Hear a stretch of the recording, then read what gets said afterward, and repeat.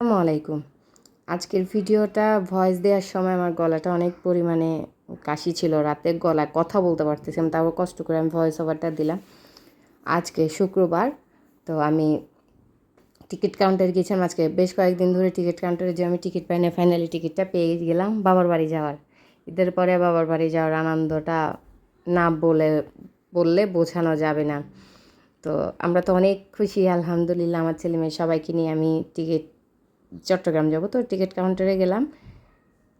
যে টিকিটের মূল্য ছিল 900 টাকা করে 20 তারিখ পর্যন্ত, সেই টিকিটের মূল্য 1400 টাকা। তো আমার ছেলে বললো, মা দরকার নেই, একদিন পরেই যাই।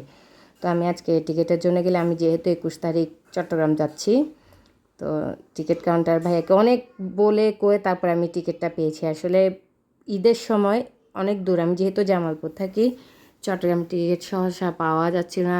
ওনারে কত রকম রিকোয়েস্ট করে সামনে সিট নিলাম, যেহেতু আমার ছোট বাচ্চা আছে। তো আমি তো পিছনের সিটে বসতে পারবো না, যেহেতু আমার শারীরিক এখন একটু অসুস্থ, আমি আর বমিও হয়। তো সেক্ষেত্রে সামনের সিট আমার অবশ্যই লাগবে।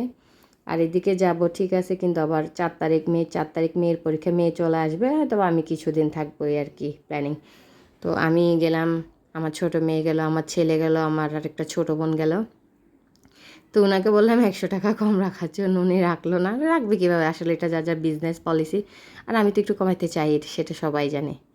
তো উনি আমাকে আবার 400 টাকা ফেরত দিল, 3600 টাকা, 900 টাকা করে এই টিকিটটা পেলাম। তো আমাদের গরিবের ফাস্ট ফুড, তো আমরা তো টঙের দোকানে খাই, তো এই পাশে একটা দোকান পেলাম, আমরা 4জন খেতে বসে গেছি। তো আমি খাচ্ছিলাম আর একটু ভিডিও নিচ্ছিলাম। এইদিকে আবার সমস্যা হয়েছে, মানে অনেকগুলো নাস্তা নিয়েছিলাম, খাওয়ার পরে আসলে ভিডিওটা আসলো। তো এই আর কি, এখানে অনাকাঙ্ক্ষিত একটু ভিডিও ডাউনলোড হয়ে গেল, এটা ওইভাবেই ছিল, আমি আর কাট করি নাই।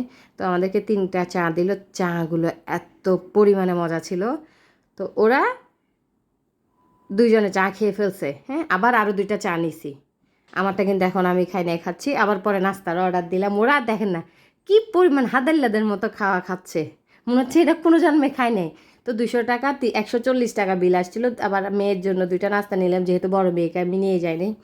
তো আপনারা তো জানেন আমার আরেকটা অভ্যাস আছে, মাঝে মধ্যে একটু পান খাওয়া।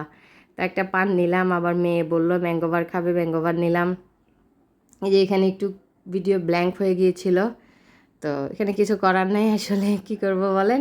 তো চলে আসলাম বাসায়। এই যে বাসায় এসে আমি টিকিটগুলো দেখাচ্ছি, এই যে টিকিট কেটে নিয়ে আসছি 4টা, A1 A2 B3 B4। তো আবার যে নাস্তাগুলো নিয়ে আসছিলাম, আবার ওই ছোটো মেয়েও বসে গেছে, ওইটা নাকি খাবে। এই আমার ভিডিও, সবাই ভালো লাগলে লাইক কমেন্ট শেয়ার দিবেন।